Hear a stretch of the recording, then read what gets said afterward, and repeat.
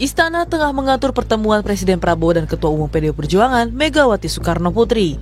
Rencana ini menguat setelah Megawati bilang ada presiden yang kangen nasi gorengnya saat berpidato di Trisakti Tourism Award. Itu nggak bohong loh.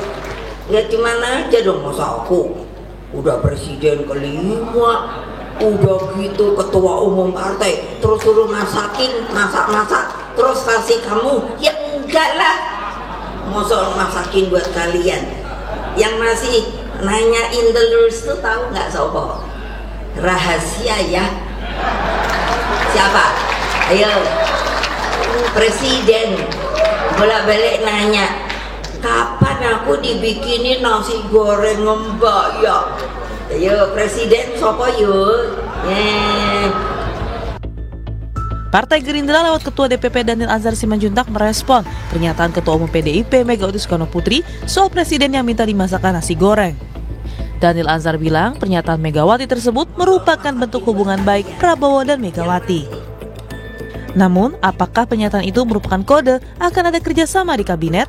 Kata Daniel, Gerindra dan PDIP tetap bisa bekerja sama meski tidak bersama di pemerintahan.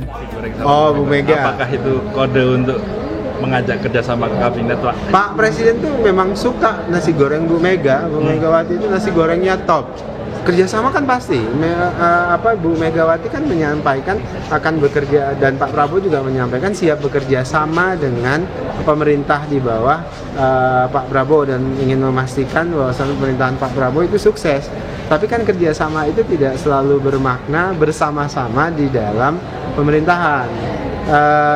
Melakukan fungsi kontrol terhadap pemerintah seperti yang dilakukan oleh teman-teman PDIP sekarang itu juga kerjasama. Sementara itu, Mensesnek Prasetyo Hadi bilang pertemuan antara Presiden Prabowo Subianto dan Presiden kelima RI Megawati Soekarno Putri tengah diatur. Kata Mensesnek, kerinduan Prabowo terhadap Mega selama 2,5 tahun sudah terjawab saat pertemuan pasca Lebaran. Pertemuan kembali antar kedua tokoh ini sedang diagendakan. Kemarin Bu Megawati sebut Pak Prabowo kangen nasi gorengnya Bu Mega, Mas. Kapan Mas mau soal lagi? Betul. Kapan Mas? Kan kangennya sudah 2,5 tahun, tapi kemarin kan sudah, alhamdulillah sudah ketemu beliau berdua. Kapan lagi Mas bertemu? Buat Belum. makan nasi goreng lagi? Sedang diatur, tenang aja. Nasi goreng tampaknya menjadi sajian khusus dalam hubungan politik antara Prabowo Subianto dengan Megawati Soekarno Putri.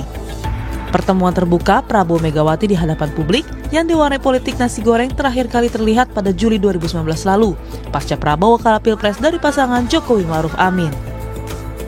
Presiden Prabowo Subianto sempat bertemu Megawati Soekarno Putri dalam pertemuan tertutup di kediaman Megawati pada 7 April lalu. Kedua tokoh ini belum bertemu lagi secara terbuka di hadapan publik pasca Pilpres 2024. Tim Liputan, Kompas TV.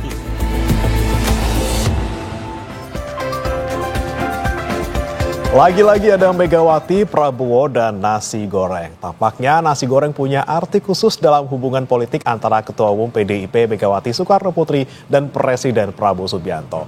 Istana bilang pertemuan keduanya sudah diagendakan. Lalu kapan dan seberapa besar pengaruhnya bagi peta politik nasional jika keduanya bertemu secara terbuka di hadapan publik? Kita akan bahas bersama dengan sejumlah narasumber melalui sambungan daring. Ada politisi senior PDI Perjuangan Andreas Hugo Parera, kemudian Ketua DPP Partai Gerindra Daniel Anzar Simanjuntak, dan pengamat politik sekaligus Direktur Eksekutif Trias Politika Strategis Agung Baskoro. Selamat pagi Bapak-Bapak. Selamat pagi semua. Selamat pagi Mas. Salam sehat Bapak-Bapak. Saya mau ke Pak Andre dulu. Pak Andre, ini kan yang kode-kode dulu kayaknya Bu Mega ya di tanggal 8 kemarin ngomongin soal nasi goreng. Ini berarti memang untuk pertemuan yang selanjutnya ini memang Bu Mega yang pengen ketemu duluan dong, Pak Andre. Kemarin saya baca di Kompas itu ada ulasan yang menarik gitu, tentang tipe kepemimpinan dan gaya kepemimpinan Pak Prabowo yang diulas oleh Mas Gun Gun kalau tidak salah, soal bagaimana kayak komunikasi, terus kemudian kayak pengambilan kebijakan. Nah, saya kira Ibu Mega dan Pak Prabowo itu mempunyai gaya yang sama di dalam menyampaikan pesan-pesan, ya seringkali menggunakan simbol-simbol. Tapi di dalam gaya pengambilan keputusan kedua pemimpin ini sebenarnya mempunyai gaya yang juga sama, secara ini gaya original yang sama, yaitu apa yang dia sebut dengan low culture context, low context culture, di mana ya di situ sering menyampaikan hal-hal yang pengambilan keputusan yang gaya yang eksplisit, terus kemudian apa adanya.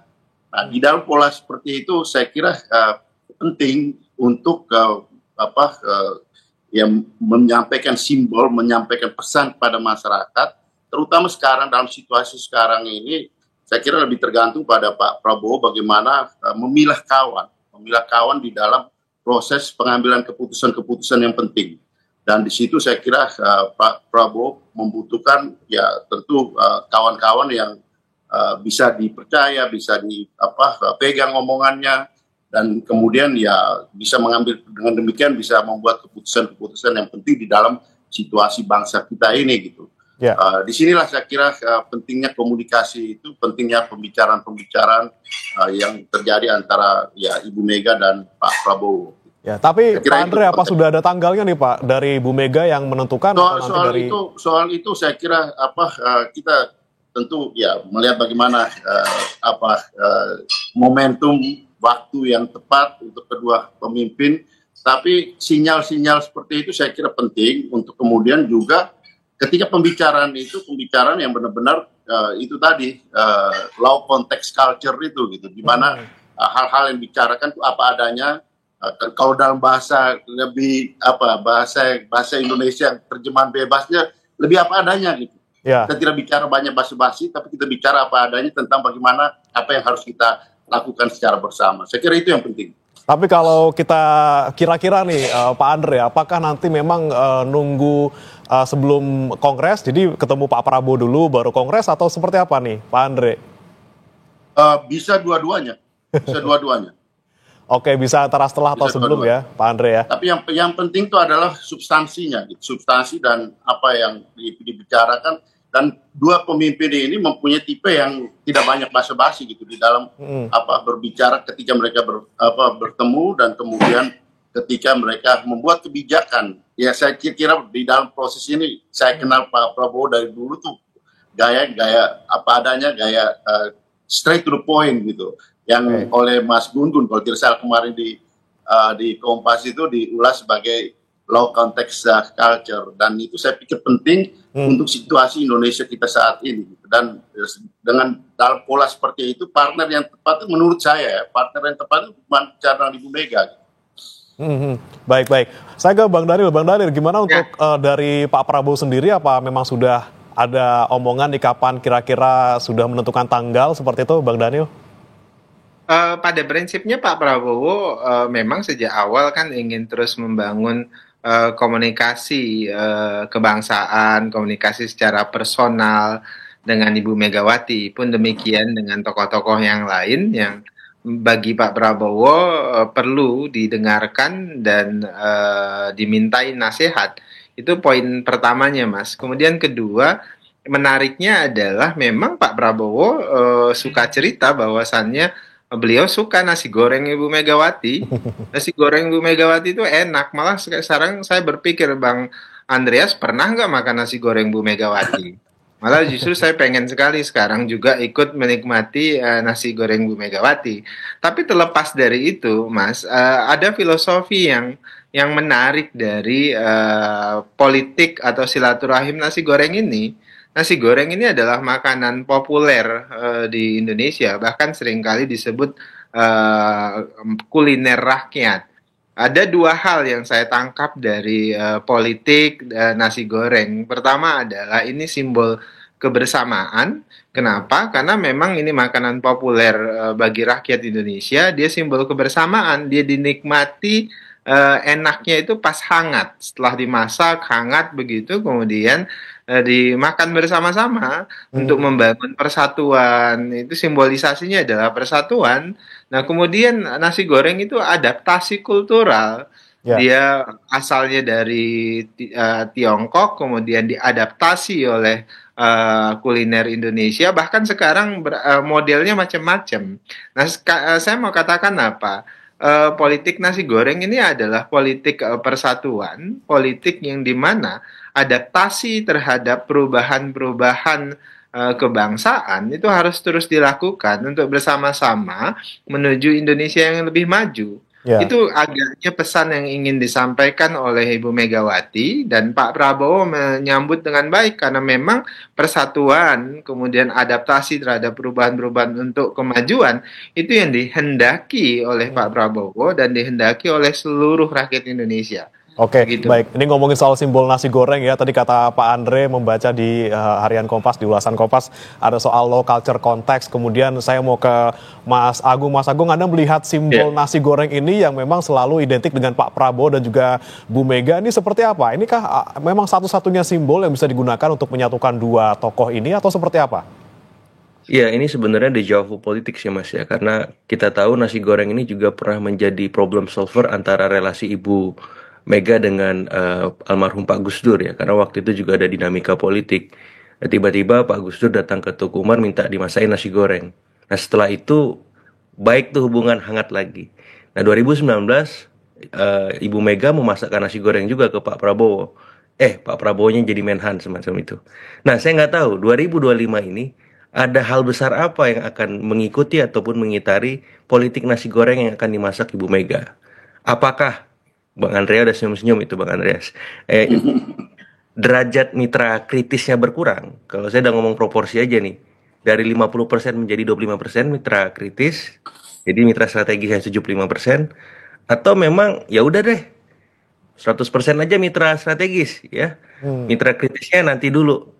Jelang Pilpres 2029 saja misalkan seperti itu. Jadi saya melihat ketika Ibu Mega sudah melempar kode nasi goreng, itu bukan kode biasa secara politik, tapi akan ada hal besar yang akan mengikuti sikap PDIP, apalagi dalam waktu dekat, misalkan kalau jadi ada kongres ya, sehingga memutuskan secara definitif apa sikap PDIP, apakah sebagai mitra kritis atau sebagai mitra strategis, atau full salah satu, mitra strategis saja atau mitra kritis. Seperti itu sebagai pengantar Mas Bremana. Oke, Mas Agung, kalau Anda melihatnya juga ketika misalnya sudah bertemu nih tanggal 7 kemarin, ini kan sudah ada yang dibicarakan pastinya, walaupun kita tidak tahu persis apa yang mereka bicarakan karena tertutup. Anda melihatnya apakah di pertemuan yang selanjutnya ini, apakah memang melanjutkan kemarin yang diomongkan di tanggal 7, kemudian seperti apa kira-kira harusnya kedua tokoh ini bertemu? Apakah tertutup lagi atau lebih baik terbuka saja seperti itu? Iya, saya menyampaikan kalau masak nasi goreng itu susah untuk tertutup. Soalnya harumnya kemana-mana nanti ya. Bang Andreas juga tertarik ikut, Bang Dhanil juga apalagi pengen makan nasi goreng Ibu Mega. Jadi kemungkinan untuk tertutupnya kecil kalau udah nasi goreng dimasak itu. Jadi terbuka, bisa jadi diselebrasi.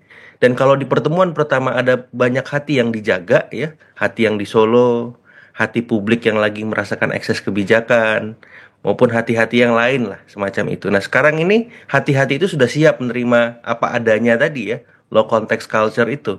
Supaya apa? Ya Pak Prabowo butuh balance of power, relasi dengan Ibu Mega masuk, Pak Jokowi juga, Pak SBY. Supaya apa? Supaya beliau dapat menerima banyak masukan dari semua para presiden tadi. Dan kita tahu bersama bahwa Ibu Mega masih di BRIN dan BPIP. Kemudian Pak SBY sama Pak Jokowi masih di Danantara. Nah, kalau misalkan ada Watimpres untuk mengkerangkai relasi antar semua itu, tidak menutup kemungkinan Mas Bremana, ya semua presiden bisa satu forum sama Pak Prabowo memberikan masukan-masukan. Jadi saya percaya ketika itu mengemuka, maka fokus kita sebagai bangsa untuk membangun semakin lebih solid dan lebih kokoh seperti itu. Oke, baik. Tadi yang menarik dari Mas Agung dibilang bahwa ini bisa menjadi kedua kemungkinan ya Mas ya, mitra strategis atau yang satunya seperti itu. Saya mau ke Pak Andre. Anda melihatnya arahnya kemana nih pertemuannya Bu Mega dan juga Pak Prabowo? Seperti apa nanti PDIP ke depannya maunya seperti apa sama pemerintahan sekarang?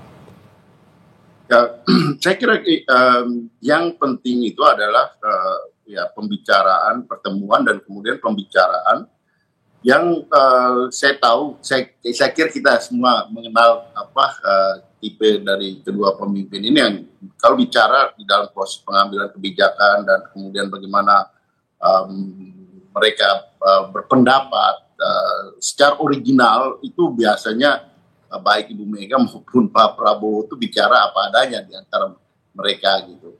Dan pembicaraan itu menurut saya penting untuk kemudian dikeluar sebagai kebijakan gitu. Kenapa? Karena kita tahu di dalam gaya komunikasi yang kalau kita lihat sekarang orang kita itu suka apa? Suka dengan gaya yang apa ya, lebih banyak masyarakat ya maksud saya itu hal-hal yang sifatnya basa-basi gitu. Kalau di istilahnya yang dikutip oleh Mas Gun di Kompas kemarin itu justru high context culture gitu. Lebih banyak bicara ya kita sih ingin gotong royong, kita ingin bersama, tetapi faktanya di dalam politik itu oke gitu. Tapi kita harus juga mempunyai kalau Bung Karno bilang itu teman ideologis, teman strategis dan teman taktis gitu untuk menghadapi berbagai situasi. Dan disitulah kepiawaian dari seorang pemimpin untuk menyampaikan, untuk menampilkan gaya kepemimpinan yang original itu penting untuk kemudian rakyat bisa memahami gitu apa sih yang sebenarnya diinginkan oleh sang pemimpin ini gitu, bersama dengan ya baik dalam hal komunikasi maupun di dalam proses pengambilan keputusan. Oke, baik. Bang Daniel, kalau menurut Anda seperti apa? Kira-kira ketika misalnya nanti Pak Prabowo sama Bu Mega ketemu lagi gitu ya, dan ini kemudian kan juga pasti ada harapan dari Pak Prabowo gitu ya terkait dengan bagaimana sikap PDIP di pemerintahan seperti itu. Apakah memang nanti Pak Prabowo juga ingin pemerintahan ini berjalan mulus gitu ya tanpa adanya hambatan ataupun adanya hal-hal yang lain misalnya ketika nanti sudah bertemu dengan Bu Mega seperti itu, Bang Daniel?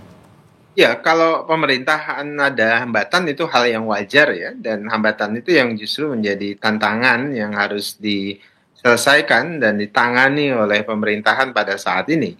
Kemudian kedua, pertemuan dengan Ibu Mega, pertemuan dengan tokoh-tokoh yang lain itu sangat penting untuk menemukan perspektif yang dilihat oleh Ibu Megawati sebagai outsider misalnya pada saat ini.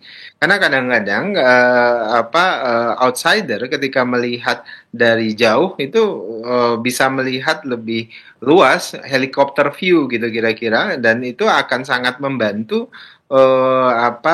penyelesaian masalah. Karena Pak Prabowo berkepentingan tentu mengidentifikasi setiap masalah yang ingin beliau tangani.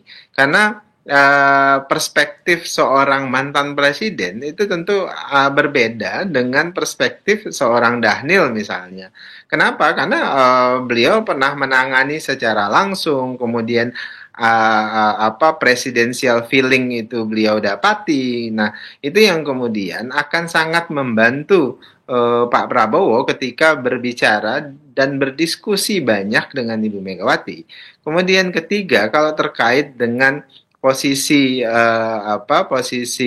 PDIP atau dalam hal ini Ibu Megawati bekerja sama dengan pemerintahan, toh selama ini memang secara langsung sebagai mitra strategis juga dilaksanakan Ibu Megawati. Tadi disebutkan oleh Mas Agung bahwasannya Ibu Megawati sampai dengan detik ini masih menjabat di BPIP, juga di BRIN, artinya kontribusi secara parsial Ibu Megawati di dalam konteks penelitian, riset, kemudian penanaman ideologi Pancasila itu sedang dan terus beliau lakukan di dalam pemerintahan. Ya. Nah, di sisi lain Pak Prabowo juga menghormati tugas-tugas sebagai mitra kritis, dan kita membutuhkan itu sebagai sebagai langkah introspeksi. Pak Prabowo selalu mengatakan setiap kritik dari siapapun termasuk dari teman-teman PDIP itu harus menjadi self correction, jangan kemudian denial dan sebagainya. Itu yang selalu diulangi Pak Prabowo dalam setiap rapat kabinet yang saya hadiri. Baik. Kalau Mas Agung melihatnya seperti apa, Mas Agung? Kira-kira paling besar kemungkinannya kemana nih? Mitra strategis atau mitra kritis? Atau malah justru nanti berkoalisi seperti itu kalau melihat kondisi yang kemarin-kemarin ini? Ya, kalau dari senyum Bang Andreas nih mitra strategisnya agak kuat ya. Jadi porsinya sudah lebih dari 50%. Yang terakhir kemarin di Undang-Undang TNI itu ya. Dimulai oleh Pak Utut, Ketua Panja, diketok oleh Mbak Puan ya, Ketua DPR. kurang strategis apa itu Mas Bremana ya, sangat strategis. Nah saya kira PDIP juga dalam tanda petik, ini udah kita kawal, ini gimana ke depannya. Makanya kode-kode nasi goreng itu disampaikan secara langsung Ibu Mega di hadapan kader maupun publik. Dan saya melihat memang di sisi Pak Prabowo juga ada kebutuhan, dalam artian walaupun koalisi Indonesia Maju Plus itu sudah dikonsolidasikan 81% dan PDIP sisanya, bukan berarti koalisi itu bersifat statis, Mas Bremana. Ya. Bisa saja ketika PDIP ada arahan mau masuk, di koalisi Indonesia Maju Plus itu juga ada dinamika dan tarik-menarik ya. Apalagi nanti ketika pembahasan soal 2029 mengitari itu semua.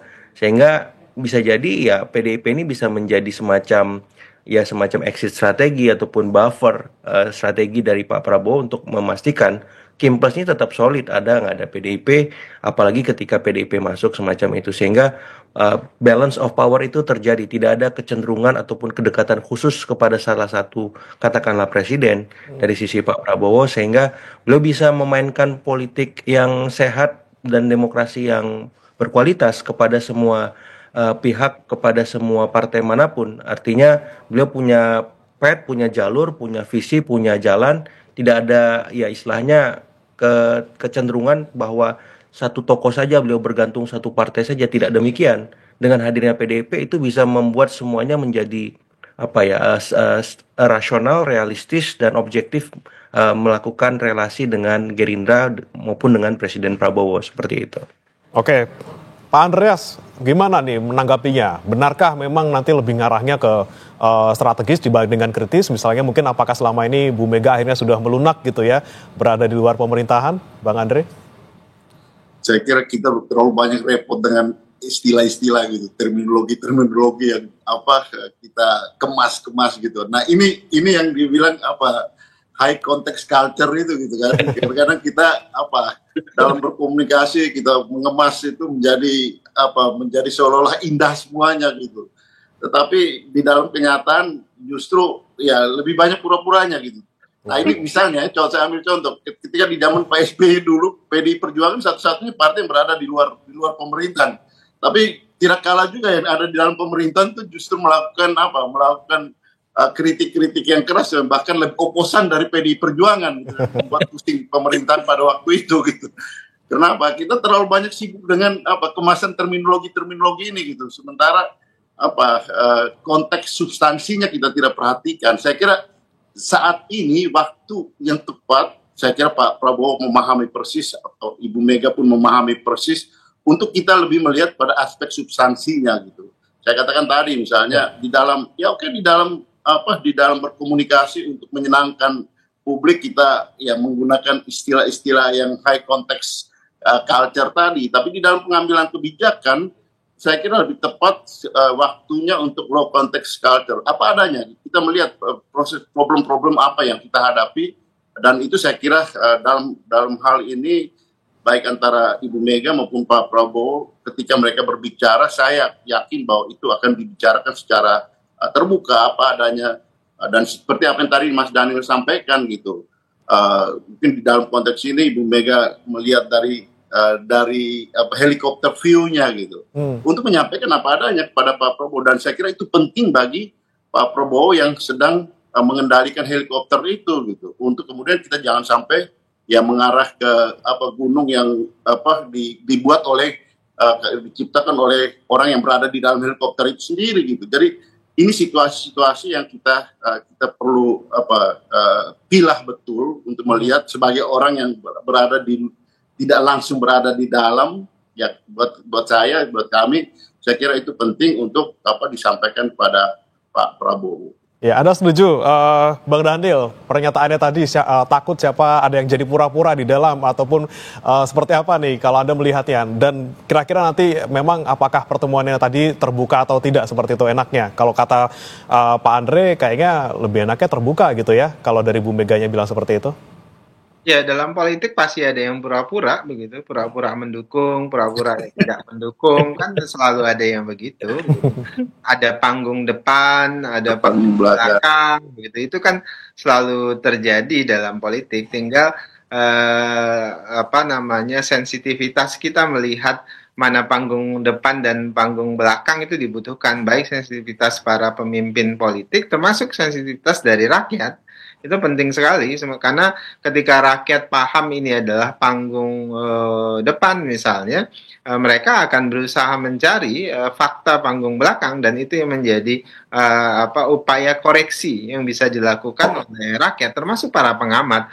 Pengamat kan pasti membutuhkan panggung belakang karena tidak bisa kemudian mengambilkan kesimpulan dari omongan saya pada hari ini panggung depan begitu, omongan Bang Andreas di panggung depan ini, mereka dan termasuk media kan selalu berusaha mencari background dari setiap statement. Tadi saya sebutkan kenapa kemudian statement Bu Megawati penuh makna, filosofi, politik nasi goreng, dan itulah kemudian kenapa saya sering sebutkan politik itu ruang dialektika, ruang para pemikir. Hanya orang-orang yang berpikir yang bisa memaknai politik itu sebagai tempat pengabdian, karena kalau dialektika politik itu tidak melibatkan pikiran, maka agak kesulitan untuk bisa menerjemahkan kebijakan-kebijakan publik yang langsung kepada rakyat. Sebab itulah seni dalam komunikasi politik, seni dalam dialektika yang juga sedang dilakukan oleh Ibu Megawati terkait dengan istilah politik nasi goreng itu adalah seni yang tinggi menurut saya, dan filosofinya tinggi, dan itu juga menunjukkan keberpihakan terhadap rakyat, bagaimana kemudian kepentingan rakyat itu harus menjadi pembicaraan yang paling populer. Nasi goreng itu kan hal yang paling populer di tengah rakyat kita. Oleh sebab itulah Ibu Megawati menggunakan simbol itu, selain memang Pak Prabowo dan Bu Megawati suka nasi goreng ya. Tapi itu menjadi simbol bahwasannya pembicaraan antara kedua pemimpin ini itu harus bicara tentang rakyat, bicara tentang kebutuhan-kebutuhan utama rakyat. Itulah dan kita semuanya tahu nasi goreng itu sangat disukai oleh kebanyakan, bahkan seluruh rakyat Indonesia. Insya Allah yang dibicarakan oleh Ibu Megawati dan Pak Prabowo itu adalah kepentingan rakyat kebanyakan. Ini kedepannya kita melihat ada potensi antara PDIP dan juga pemerintah ini semakin erat hubungannya. Kemudian bagaimana nanti fungsi check and balances di pemerintahan, kita akan bahas lengkapnya saudara di Sapa Indonesia Pagi pada pagi hari ini usai jeda berikut ini.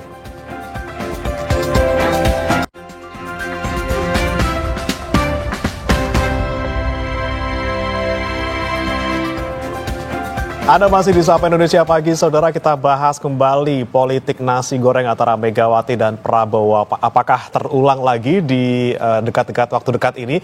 Saya akan tanyakan lagi ke Mas Agung Baskoro. Mas Agung, tadi menyambung pertanyaan saya sebelum jeda tadi terkait dengan kalau misalnya terjadi pertemuan antara Megawati dan juga Prabowo sekarang nanti mungkin dalam waktu dekat gitu ya, kemudian dilakukan secara terbuka, dan mungkin ini kan membuat hubungan PDIP dengan pemerintah semakin erat. Nah, kemudian bagaimana nanti memastikan check and balances tetap terjaga? Walaupun tadi seperti kata Pak Andri juga bahwa kritik juga bisa datang dari dalam seperti itu.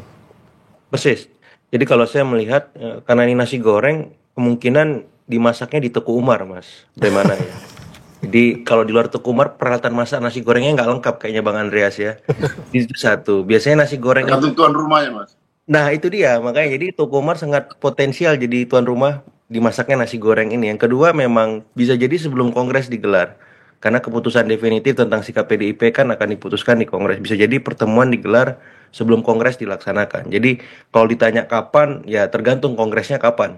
Kalau Kongres sudah ada tanggal, kemungkinan ya nasi goreng itu bisa dimasak lebih awal semacam itu. Nah kemudian kalau ditanya soal bagaimana prospek ke depan relasi efek dan ekses dari PDIP kemudian merapat dengan pemerintahan Presiden Prabowo, saya kira ini memang menjadi kabar kurang baik bagi publik kita gitu, karena memang secara definitif kan sudah terkonsolidasi 81%.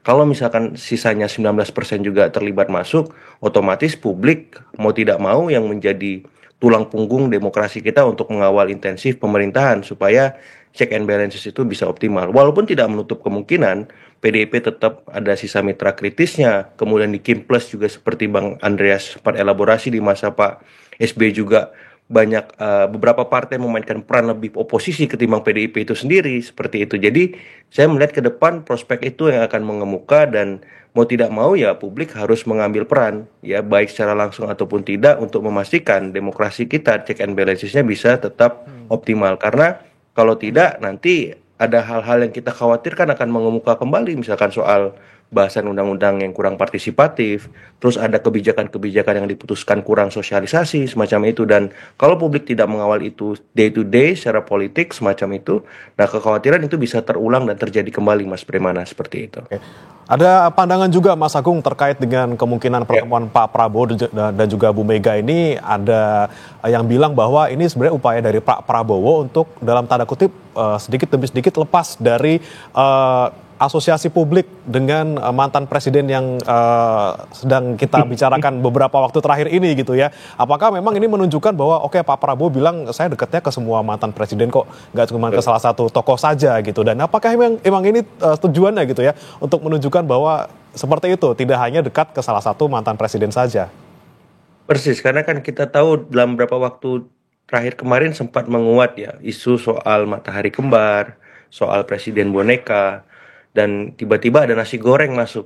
Nah ini kan sebagai alternatif menu wacana yang membuat publik akhirnya dalam tanda petik lebih objektif melihat relasi Presiden Prabowo dengan para presiden lain. Dan Presiden Prabowo sudah membuktikan dalam banyak hal sebenarnya lewat program-program kerjanya yang berbeda dengan presiden sebelumnya, lewat gaya kepemimpinannya, kemudian lewat pendekatan-pendekatan politiknya kepada elit kita seperti itu yang jauh sangat berbeda dari presiden-presiden sebelumnya, dan itu kemudian diafirmati ketika memang ada nasi goreng dan sambutan teman-teman di Gerindra di lingkar terdekat Pak Prabowo termasuk Bang Daniel itu gayung bersambut, Mas Bremana, cocok, pas gitu takarannya. Jadi saya melihat memang ini pucuk dicinta ulam pun tiba ya, sama-sama mau, sama-sama saling ingin ketemu.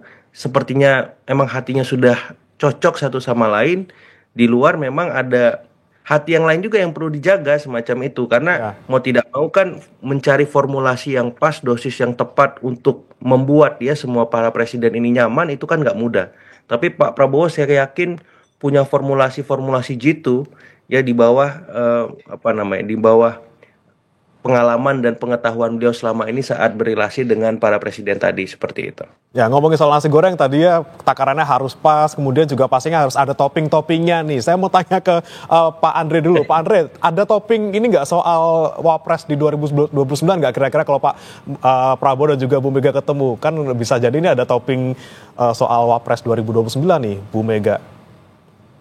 Saya nggak tahu persis kalau itu, saya nggak tahu, dan masih cukup jauh gitu, artinya peta politik dan dinamika politik di kita ini kan bisa cepat sekali berubah gitu, jadi terlalu prematur kalau terlalu pagi kita membicarakan soal itu, meskipun orang bisa menerka dan itu ya mungkin menarik buat masyarakat, tapi menurut saya ya belum waktunya gitu, menurut saya untuk membicarakan itu, karena banyak hal ya tantangan-tantangan yang kita hadapi saat ini yang harus diatasi terutama oleh Pak Presiden tentunya Pak Prabowo.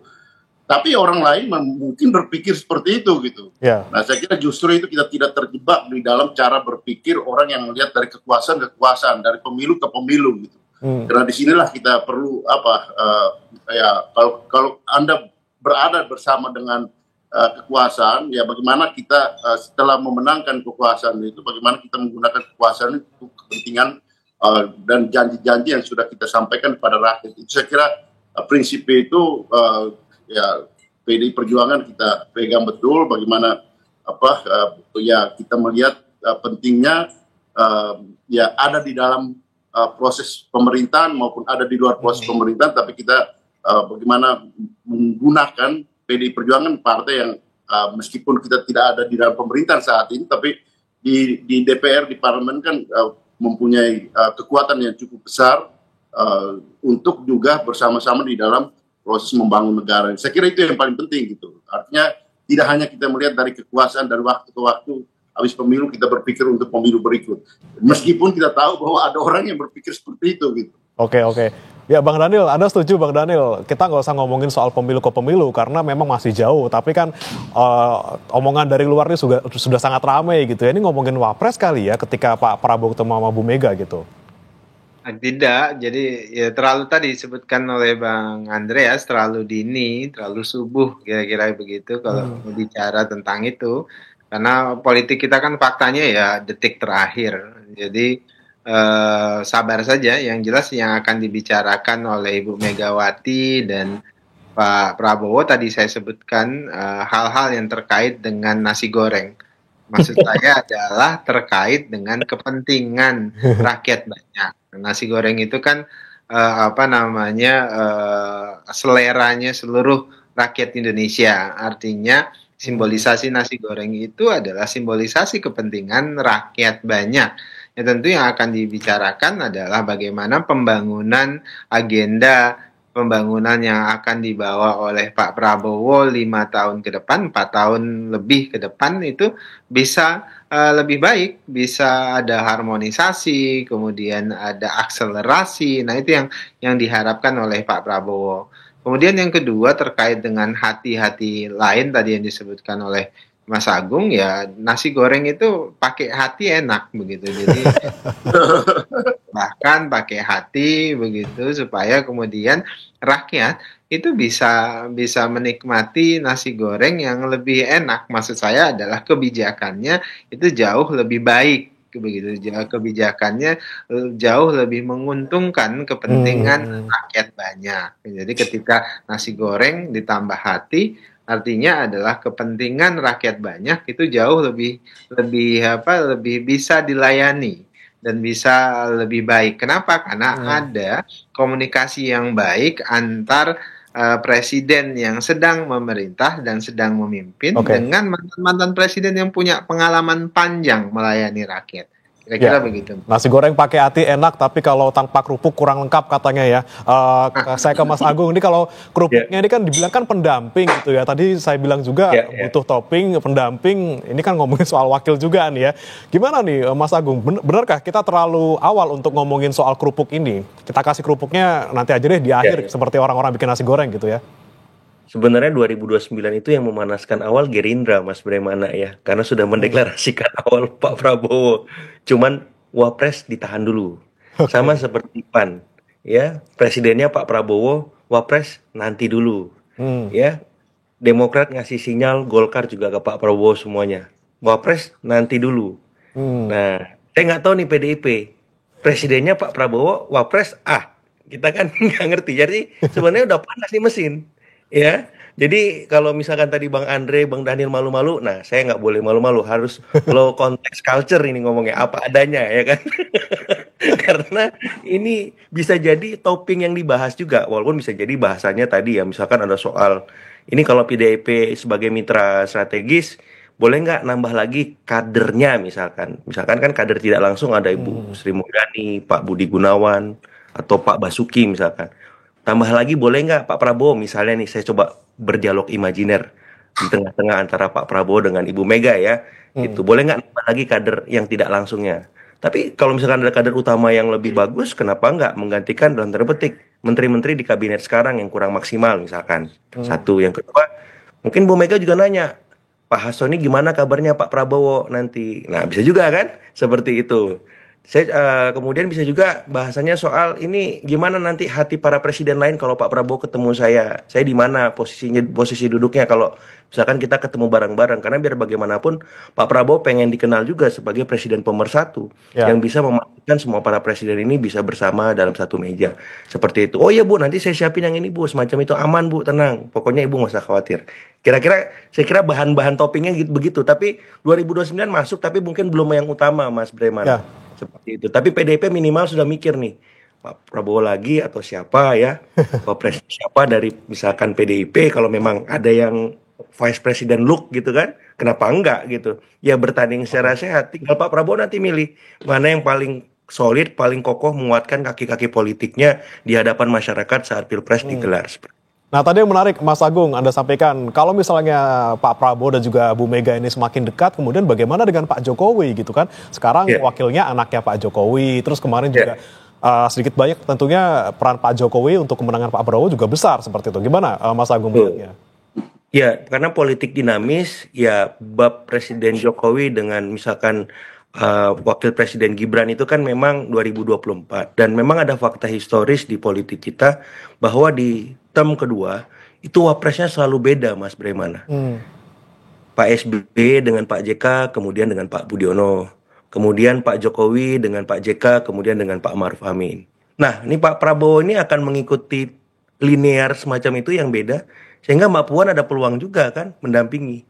Karena kemungkinannya kalau lihat fakta historik itu memang untuk periode kedua agak berat Wapres ini bisa berdamping lagi, karena kebutuhan dan tantangan politiknya berbeda jauh. Kan kalau kita memilih menteri saja tuh matriks elektoralnya banyak, apalagi seorang wakil presiden. Misalkan dalam tanda contoh Pak Prabowo ini kan dikenal sebagai figur nasionalis. Nah, kebutuhan beliau akan figur misalkan santri itu kan cukup tinggi, saling melengkapi. Tapi nggak apa-apa juga nasionalis seperti halnya sekarang Mas Gibran semacam itu. Jadi siapa figur nasionalis? Nah, bisa saja Mbak Puan, Mas AHY misalkan, atau Mas Gibran lagi. Tapi tergantung situasi politik hari ini.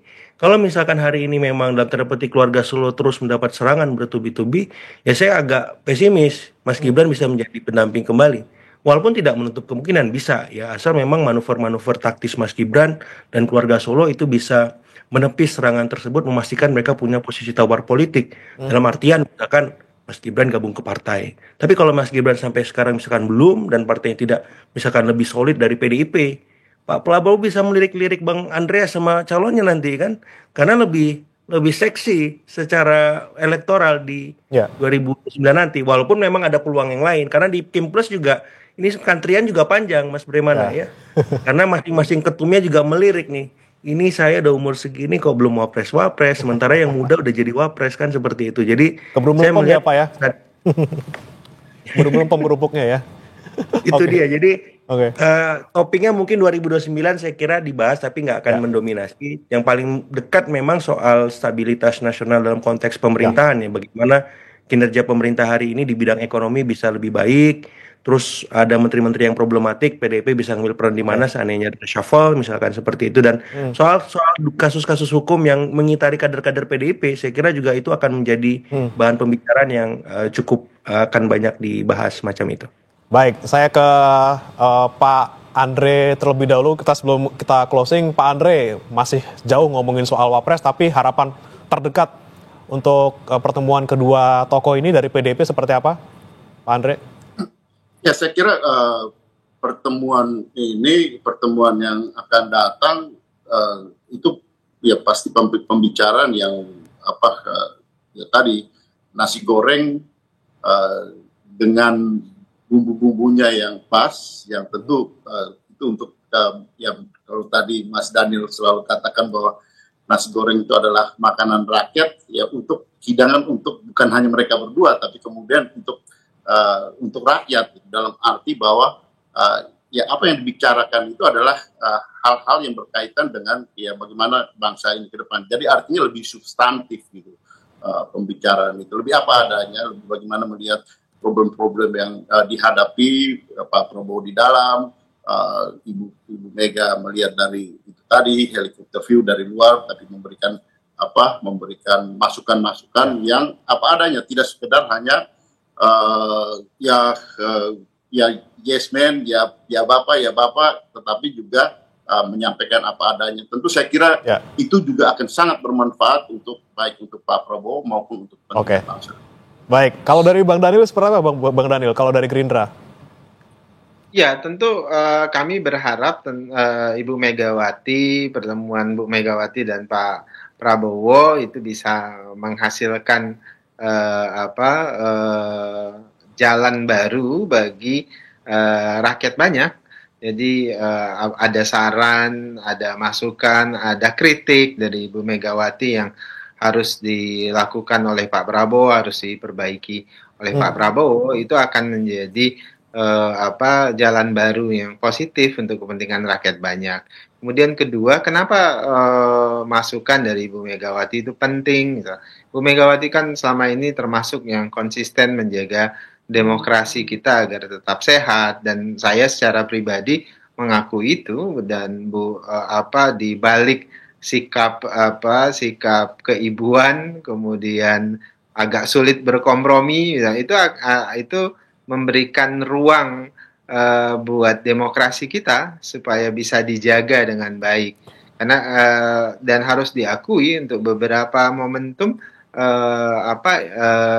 kekerasan dalam Ibu Megawati, dalam tanda kutip kekerasan sikap beliau itu menjaga demokrasi kita, dan Pak Prabowo terus terang menghormati sikap itu. Karena kita memang membutuhkan check and balance dalam konteks demokrasi, dan selain tentu pastilah Bu Megawati dan Pak Prabowo mementingkan kepentingan rakyat banyak, kepentingan nasi goreng untuk seluruh rakyat Indonesia. Ini dia yang menarik ya, saya mengutip dari Bang Daniel, semoga nasi goreng yang dimasak oleh Pak Prabowo dan juga Bu Mega ini disukai semua rakyat, baik untuk semua rakyat, kesepakatan yang dihasilkan juga semuanya untuk kepentingan rakyat. Terima kasih Pak Andreas, Bang Daniel, Mas Agung sudah bergabung bersama kami di Sapa Indonesia Pagi. Salam sehat.